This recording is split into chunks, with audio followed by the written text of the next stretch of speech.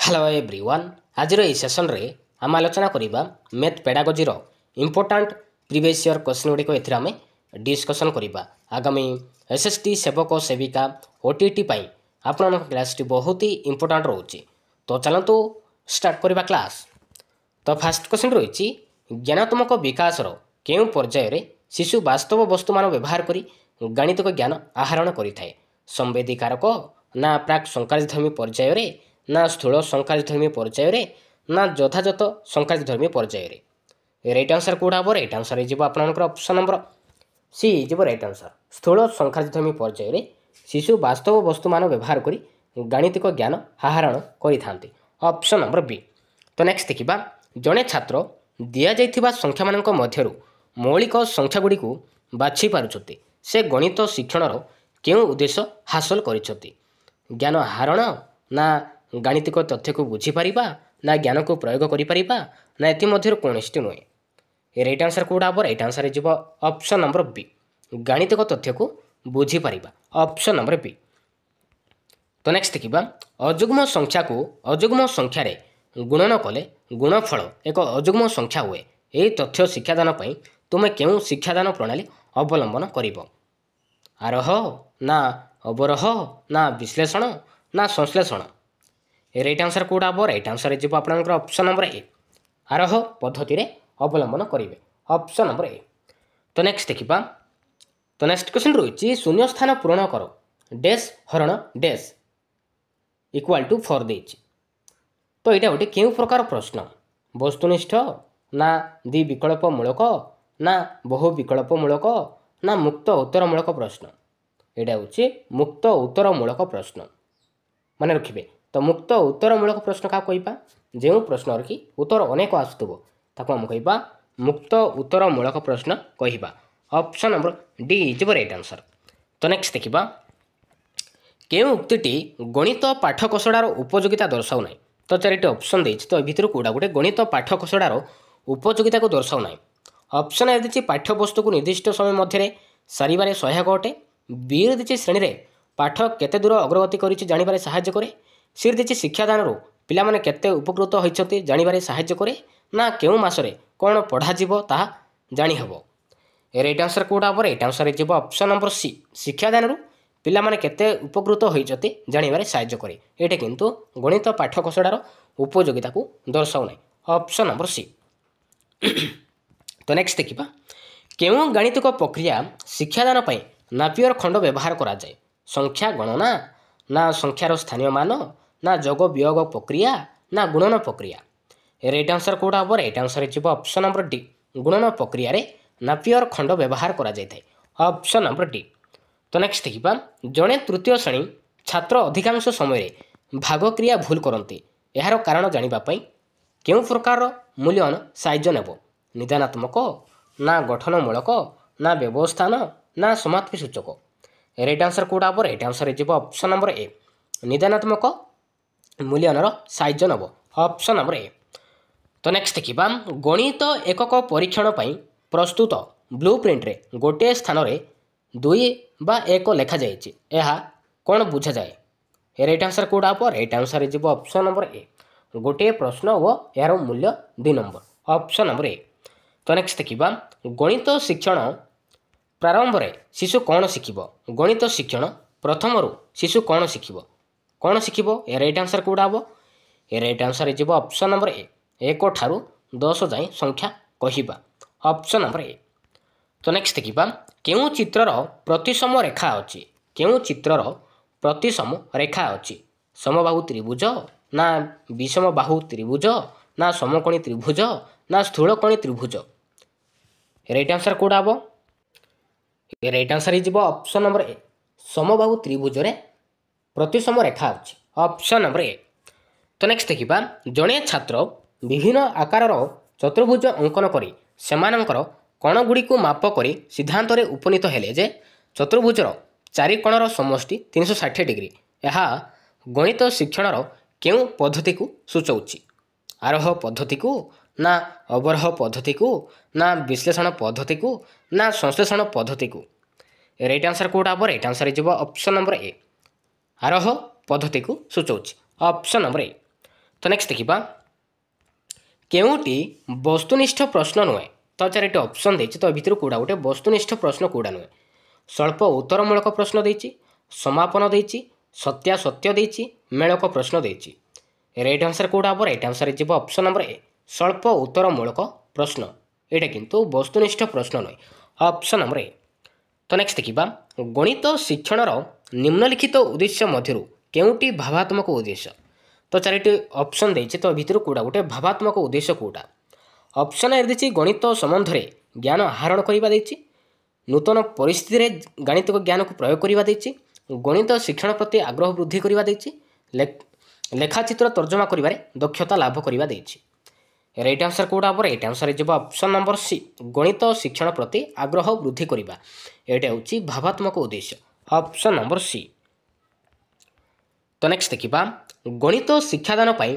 प्रकल्प प्रणाली केउ दार्शनिक तत्व उपरे पर्यवेसित राइट आंसर कोडा हम राइट आंसर जीव ऑप्शन नंबर ए जॉन डुइंग को दार्शनिक तत्व उपरे पर्यवेसित ऑप्शन नंबर ए तो नेक्स्ट देखा ज्यामितिक उपपाद्य जुक्तिमूलक प्रमाणर शिक्षादान पाई मुख्यतः केउ पद्धति व्यवहार करा जायते संश्लेषण पद्धति ना विश्लेषण पद्धति ना उभय संश्लेषण व विश्लेषण पद्धति ना एमानक मध्यरु कोनोसिट नुहे राइट आंसर कोडा हम राइट आंसर जीव ऑप्शन नंबर सी उभय संश्लेषण व विश्लेषण पद्धति व्यवहार करा जायते option number C is right answer तो नेक्स्ट देखा गणित शिक्षण पाई कार्य पद्धति सह केउटी संपर्क नुहे गणित शिक्षण पाई कार्य पद्धति तो भितर कोडा गोटे संपर्क नुहे राइट आंसर कोडा हम ऑप्शन ए देछि प्रत्येक शिक्षार्थी सक्रिय रहंती देछि बी रे देछि प्रत्येक शिक्षार्थी कार्यक्रम रे अंशग्रहण करती सी देछि प्रत्येक शिक्षार्थी आनंद उपभोग करती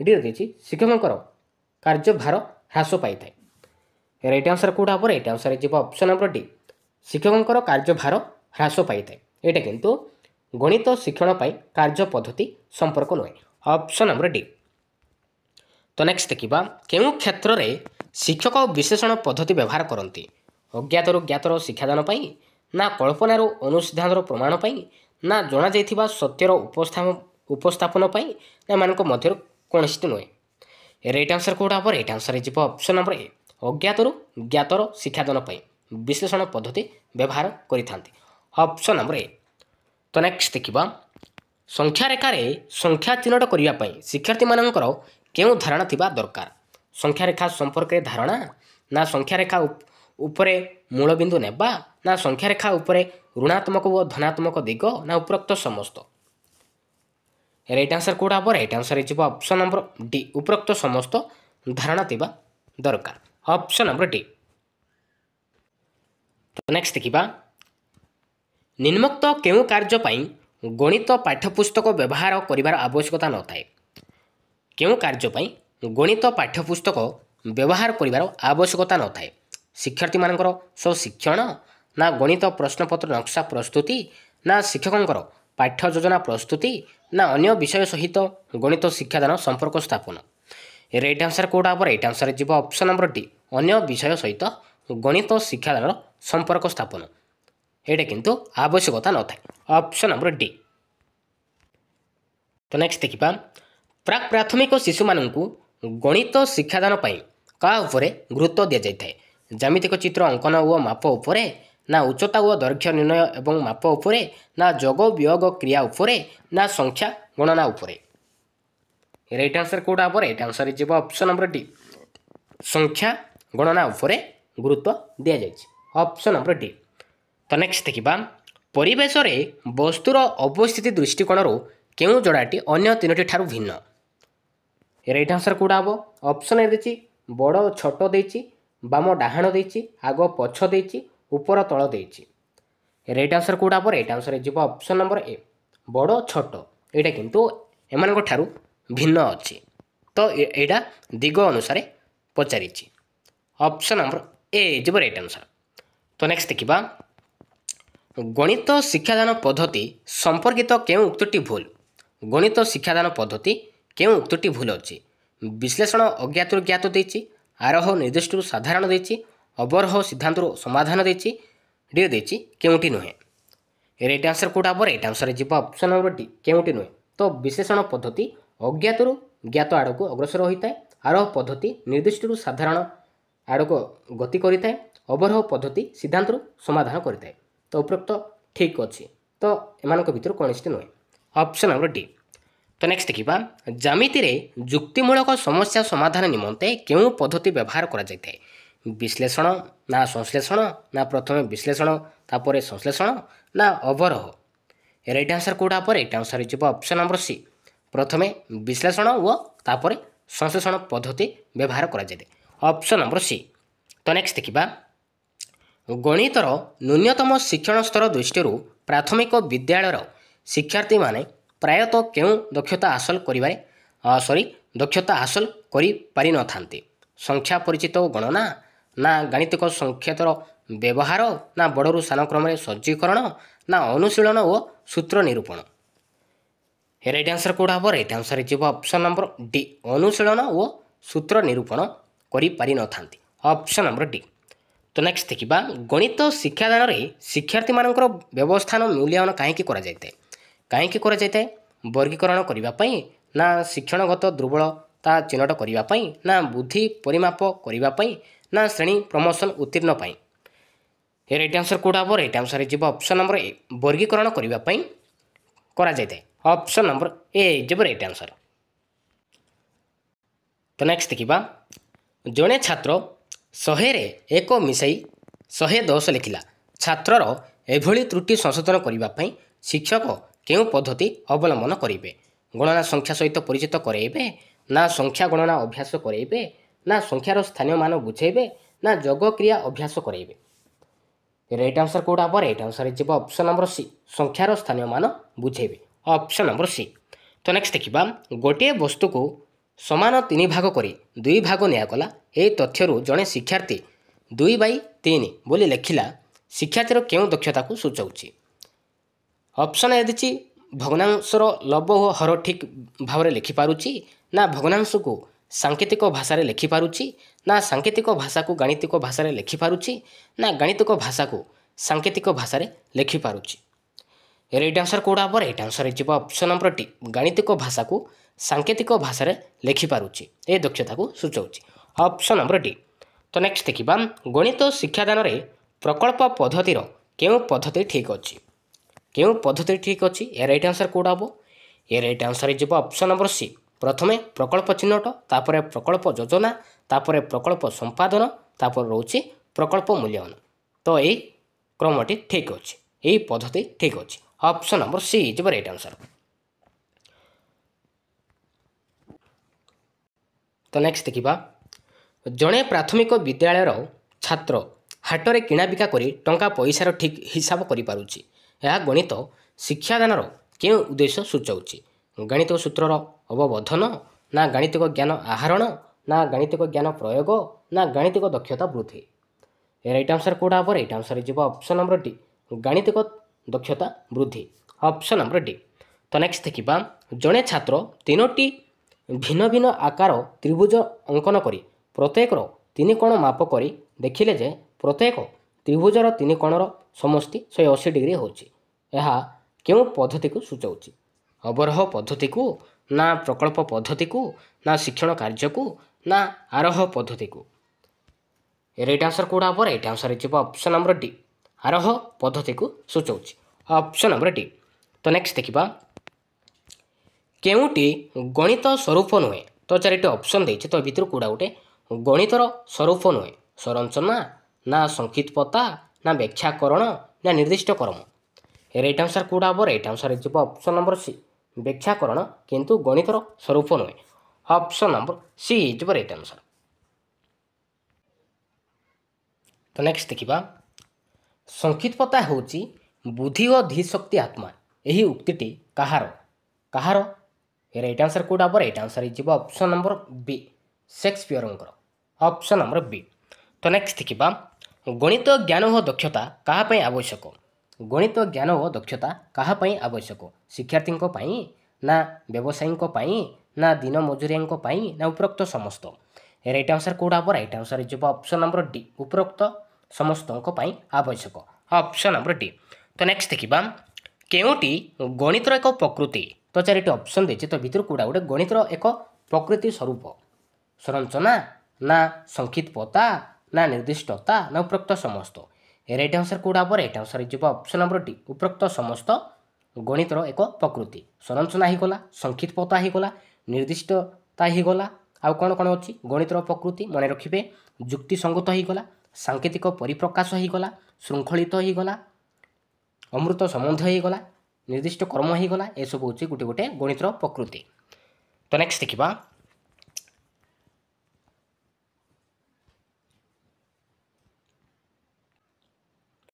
देखिबा निज अनुसार जोड़ा हम कहे सेल्फ स्टडी गणित पढ़ा जावा निमंते केउटी सत्य नुहे ऑप्शन ए दी यह शिक्षार्थी को शिक्षण प्रक्रिया रे आत्मनिर्भरशील करिवारे सहायता करे ना यह घोषा पद्धति को उत्साहित करिथाए ना यह समयर सदुपयोग करिथाए ना यह शिक्षार्थीर बौद्धिक दक्षता बढ़ाइबारे सहायता करिथाए राइट आंसर कोडा पर राइट आंसर जीव ऑप्शन नंबर बी यह घोषा पद्धति को उत्साहित करिथाए ऑप्शन नंबर बी।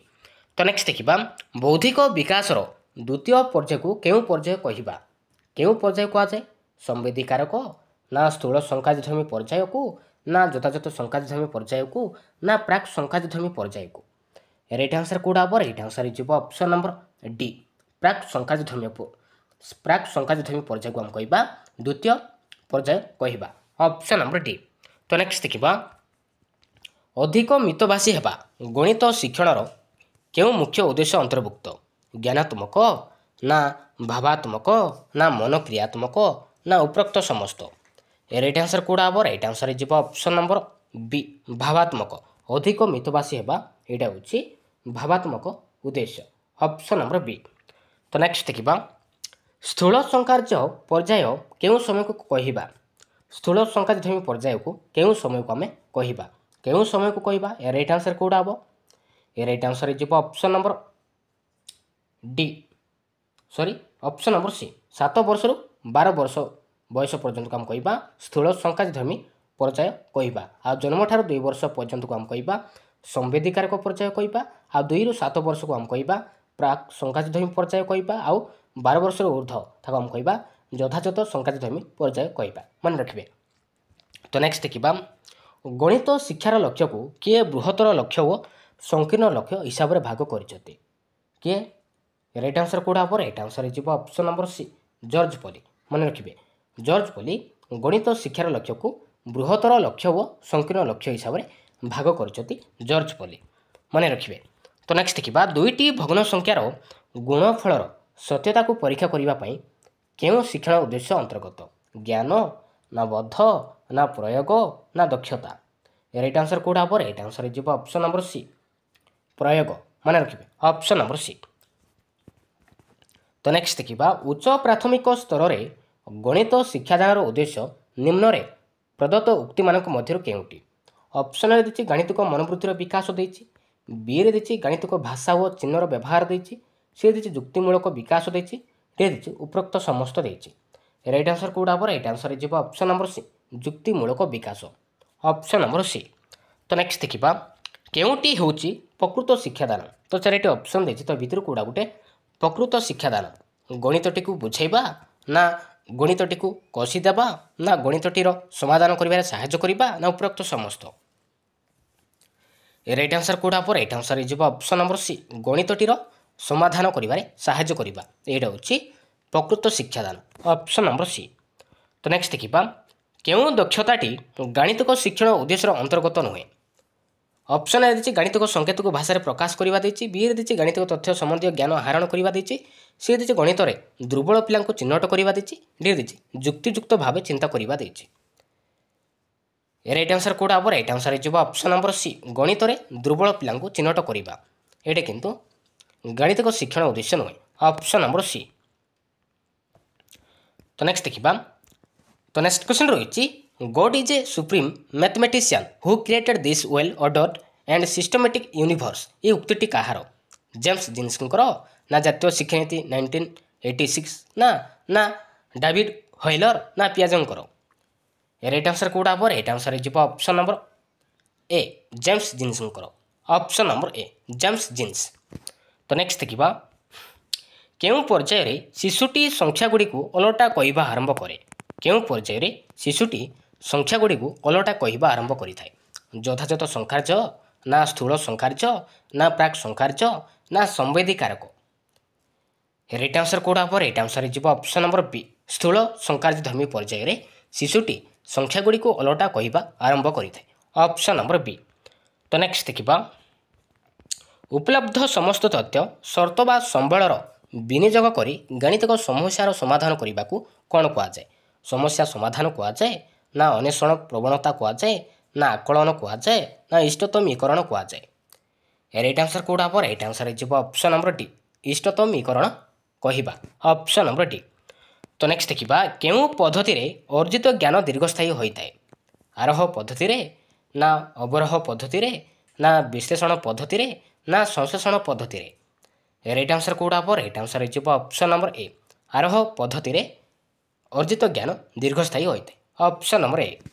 ତ ନେକ୍ସଟ ଦେଖିବା, କେଉଁ ଗାଣିତିକ ପଦ୍ଧତିଟି ସଂକ୍ଷିପ୍ତ, ସହଜ ଓ ଶୃଙ୍ଖଳିତ?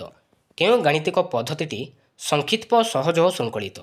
ବିଶ୍ଳେଷଣ ପଦ୍ଧତି, ନା ଆରୋହ ପଦ୍ଧତି, ନା ସଂଶ୍ଳେଷଣ ପଦ୍ଧତି, ନା କ୍ରୀଡ଼ା ପଦ୍ଧତି? ରାଇଟ୍ ଆନ୍ସର କେଉଁଟା ହେବ? ରାଇଟ୍ ଆନ୍ସର ଯିବ ଅପସନ୍ ନମ୍ବର ସି, ସଂଶ୍ଳେଷଣ ପଦ୍ଧତିରେ ସଂକ୍ଷିପ୍ତ, ସହଜ ଓ ଶୃଙ୍ଖଳିତ। ତ ନେକ୍ସଟ ଦେଖିବା, 5 ସୋପାନ ବିଶିଷ୍ଟ ପାଠ ଯୋଜନାର ପ୍ରବର୍ତ୍ତକ କିଏ? କିଏ? ରାଇଟ୍ ଆନ୍ସର କେଉଁଟା ହେବ? ରାଇଟ୍ ଆନ୍ସର ଯିବ ଅପସନ୍ ନମ୍ବର ସି, ହର୍ବର୍ଟ। ମନେ ରଖିବେ, ଅପସନ୍ ନମ୍ବର ସି। ତ ନେକ୍ସଟ ଦେଖିବା, କେଉଁଟି ଗଣିତ ଶିକ୍ଷଣର ଏକ ପଦ୍ଧତି ନୁହେଁ? ପ୍ରକଳ୍ପ ପଦ୍ଧତି, ନା ବିଶ୍ଳେଷଣ, ନା ପର୍ଯ୍ୟବେକ୍ଷଣ, ନା କ୍ରୀଡ଼ା? ରାଇଟ୍ ଆନ୍ସର କେଉଁଟା ହେବ? ରାଇଟ୍ ଆନ୍ସର ଯିବ ଅପସନ୍ ନମ୍ବର ସି, ପର୍ଯ୍ୟବେକ୍ଷଣ ପଦ୍ଧତି। ଏଇଟା କିନ୍ତୁ ଗଣିତ ଶିକ୍ଷଣର ଏକ ପଦ୍ଧତି ନୁହେଁ। ତ ପ୍ରକଳ୍ପ ହେଇଗଲା, ବିଶ୍ଳେଷଣ ହେଇଗଲା, କ୍ରୀଡ଼ା ହେଇଗଲା, ଆରୋହ ହେଇଗଲା, ଅବରୋହ ହେଇଗଲା, ସଂଶ୍ଳେଷଣ ହେଇଗଲା। ଏସବୁ ହେଉଛି ଗଣିତ ଶିକ୍ଷଣର ଗୋଟେ ଗୋଟେ ପଦ୍ଧତି, କିନ୍ତୁ ପର୍ଯ୍ୟବେକ୍ଷଣ ନୁହେଁ। ତ ନେକ୍ସଟ ଦେଖିବା, ବିଶ୍ଳେଷଣ ପଦ୍ଧତିରେ ଆମେ କିପରି ଅଗ୍ରସର ହୋଇଥାଉ? ସାଧାରଣରୁ ନିର୍ଦ୍ଦିଷ୍ଟ, ନା ଅଜ୍ଞାତରୁ ଜ୍ଞାତ, ନା ଜ୍ଞାତରୁ ଅଜ୍ଞାତ, ନା ନିର୍ଦ୍ଦିଷ୍ଟରୁ ସାଧାରଣ? ରାଇଟ୍ ଆନ୍ସର କେଉଁଟା ହେବ? ରାଇଟ୍ ଆନ୍ସର ଯିବ ଅପସନ୍ ନମ୍ବର ବି, ଯିବ ରାଇଟ୍ ଆନ୍ସର। ଅଜ୍ଞାତରୁ ଜ୍ଞାତ ଆଡ଼କୁ ଅଗ୍ରସର ହୋଇଥାଏ ବିଶ୍ଳେଷଣ ପଦ୍ଧତି। ଅଜ୍ଞାତରୁ ଜ୍ଞାତ ମନେ ରଖିବେ।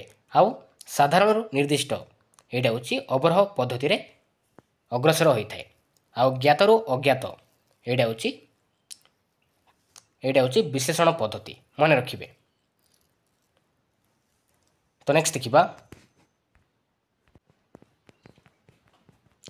ମୌଳିକ ସଂଗଠନବାଦର ମୁଖ୍ୟ ପ୍ରବକ୍ତା କିଏ? ମୌଳିକ ସଂଗଠନବାଦର ମୁଖ୍ୟ ପ୍ରବକ୍ତା କିଏ? ଗ୍ଲାସରଫେଲ୍ଡ, ନା ବ୍ରୁନର, ନା ଭାଇଗୋଟିକ୍ସି, ନା ପିଆଜେ? ରାଇଟ୍ ଆନ୍ସର କେଉଁଟା ହେବ? ରାଇଟ୍ ଆନ୍ସର ଯିବ ଅପସନ୍ ନମ୍ବର ଏ, ଗ୍ଲାସରଫେଲ୍ଡ। ମୌଳିକ ସଂଗଠନବାଦର ମୁଖ୍ୟ ପ୍ରବକ୍ତା ହେଉଛନ୍ତି ଗ୍ଲାସରଫେଲ୍ଡ। ଆଉ ସାମାଜିକ ସଂଗଠନବାଦର ମୁଖ୍ୟ ପ୍ରବକ୍ତା କିଏ? ମନେ ରଖିବେ, ଭାଇଗୋଟିକ୍ସି। ଅପସନ୍ ନମ୍ବର ସି, ଭାଇଗୋଟିକ୍ସି ହେଉଛି ସାମାଜିକ ସଂଗଠନବାଦର ମୁଖ୍ୟ ପ୍ରବକ୍ତା। ଆଉ ମୌଳିକ ସଂଗଠନବାଦର ମୁଖ୍ୟ ପ୍ରବକ୍ତା ହେଉଛନ୍ତି ଗ୍ଲାସରଫେଲ୍ଡ। ତ ନେକ୍ସଟ ଦେଖିବା, କେଉଁଟି ଶିକ୍ଷାର୍ଥୀ ସହାୟକ ପରିବେଶ? ତ 4ଟି ଅପସନ୍ ଦେଇଛି, ତ ଭିତରୁ କେଉଁଟା ଗୋଟେ ଶିକ୍ଷାର୍ଥୀ ସହାୟକ ପରିବେଶ? କେଉଁଟା? ବିଦ୍ୟାଳୟ ପରିବେଶ, ନା ଅବସର ବିନୋଦନ କାର୍ଯ୍ୟ, ନା ଶିକ୍ଷଣ ଉପକରଣ, ନା ଉପରୋକ୍ତ ସମସ୍ତ? ରାଇଟ୍ ଆନ୍ସର ଯିବ ଅପସନ୍ ନମ୍ବର ଡି, ଉପରୋକ୍ତ ସମସ୍ତ। ତ ନେକ୍ସଟ ଦେଖିବା, ଶିକ୍ଷାର୍ଥୀ କୈନ୍ଦ୍ରିକ ପନ୍ଥାର କେନ୍ଦ୍ରବିନ୍ଦୁ କିଏ? ଶିକ୍ଷାର୍ଥୀ କୈନ୍ଦ୍ରିକ ପନ୍ଥାର କେନ୍ଦ୍ରବିନ୍ଦୁ କିଏ? ଶିକ୍ଷକ, ନା ପିତାମାତା, ନା ଶିକ୍ଷାର୍ଥୀ, ନା ଶିକ୍ଷଣ ଉପକରଣ? ରାଇଟ୍ ଆନ୍ସର କେଉଁଟା ହେବ? ରାଇଟ୍ ଆନ୍ସର ଯିବ ଅପସନ୍ ନମ୍ବର ସି, ଯିବ ରାଇଟ୍ ଆନ୍ସର, ଶିକ୍ଷାର୍ଥୀ। ଶିକ୍ଷାର୍ଥୀ କୈନ୍ଦ୍ରିକ ପନ୍ଥାର କେନ୍ଦ୍ରବିନ୍ଦୁ ହେଉଛି ଶିକ୍ଷାର୍ଥୀ। ତ ନେକ୍ସଟ ଦେଖିବା, କେଉଁଟି ଏକ ଉତ୍ତମ ଶିକ୍ଷଣ କାର୍ଯ୍ୟର ଲକ୍ଷଣ ଅଟେ? ରାଇଟ୍ ଆନ୍ସର କେଉଁଟା ହେବ? ରାଇଟ୍ ଆନ୍ସର ଯିବ ଅପସନ୍ ନମ୍ବର ଡି, ଉପରୋକ୍ତ ସମସ୍ତ। ଉପରୋକ୍ତ ସମସ୍ତ ଉତ୍ତମ ଶିକ୍ଷଣ କାର୍ଯ୍ୟର ଲକ୍ଷଣ ଅଟେ। ଆହ୍ୱାନମୂଳକ, ଆନନ୍ଦଦାୟୀ, ସ୍ୱତଃସ୍ଫୂର୍ତ୍ତ ଅଂଶଗ୍ରହଣ, ଏସବୁ ହେଉଛି ଉତ୍ତମ ଶିକ୍ଷଣ କାର୍ଯ୍ୟର ଲକ୍ଷଣ ଅଟେ। ତ ନେକ୍ସଟ ଦେଖିବା, ଶିକ୍ଷାର୍ଥୀ କାର୍ଯ୍ୟର ମୂଲ୍ୟାୟନ କିଏ କରିବା ଉଚିତ? ଶିକ୍ଷାର୍ଥୀ ନିଜେ, ନା ସାଙ୍ଗସାଥୀ, ନା ଶିକ୍ଷକ, ନା ଉପରୋକ୍ତ ସମସ୍ତ? ମନେ ରଖିବେ, ଉପରୋକ୍ତ ସମସ୍ତ କରିବା ଉଚିତ। ତ ନେକ୍ସଟ ଦେଖିବା, କୌଣସି ପାଠ୍ୟକ୍ରମରେ ନାମ ଲେଖାଇବା ପାଇଁ କେଉଁ ମୂଲ୍ୟାୟନ କରାଯାଇଥାଏ? ସମାପ୍ତି ସୂଚକ, ନା ଗଠନମୂଳକ, ନା ବ୍ୟବସ୍ଥାନ, ନା ନିଦାନାତ୍ମକ? ରାଇଟ୍ ଆନ୍ସର କେଉଁଟା ହେବ? ରାଇଟ୍ ଆନ୍ସର ଯିବ ଅପସନ୍ ନମ୍ବର ସି, ବ୍ୟବସ୍ଥାନ ମୂଲ୍ୟାୟନ କରାଯାଇଥାଏ। ତ ନେକ୍ସଟ ଦେଖିବା, ଶିକ୍ଷାବର୍ଷ ଆରମ୍ଭରେ, ଶିକ୍ଷାବର୍ଷ ମଧ୍ୟରେ ଓ ଶିକ୍ଷାବର୍ଷ ଶେଷରେ ଯଥାକ୍ରମେ କେଉଁ କେଉଁ ମୂଲ୍ୟାୟନ କରାଯାଏ? ରାଇଟ୍ ଆନ୍ସର କେଉଁଟା ହେବ? ए राइट आंसर हो ऑप्शन नंबर बी व्यवस्थान गठनमूलक समाप्ति सूचक मूल्यांकन करा जाए ऑप्शन नंबर बी। तो नेक्स्ट देखिबा 18टी चॉकलेट 2 जण पिलांको मध्यरे बांटिले प्रत्येक केतोटी चॉकलेट पाइबे। तो यहाँ गोटे कि प्रकार प्रश्न दीर्घ उत्तरमूलक ना सीमित उत्तरमूलक ना मुक्त उत्तरमूलक ना वस्तुनिष्ठ प्रश्न यहाँ हूँ मुक्त उत्तरमूलक प्रश्न ऑप्शन नंबर सी।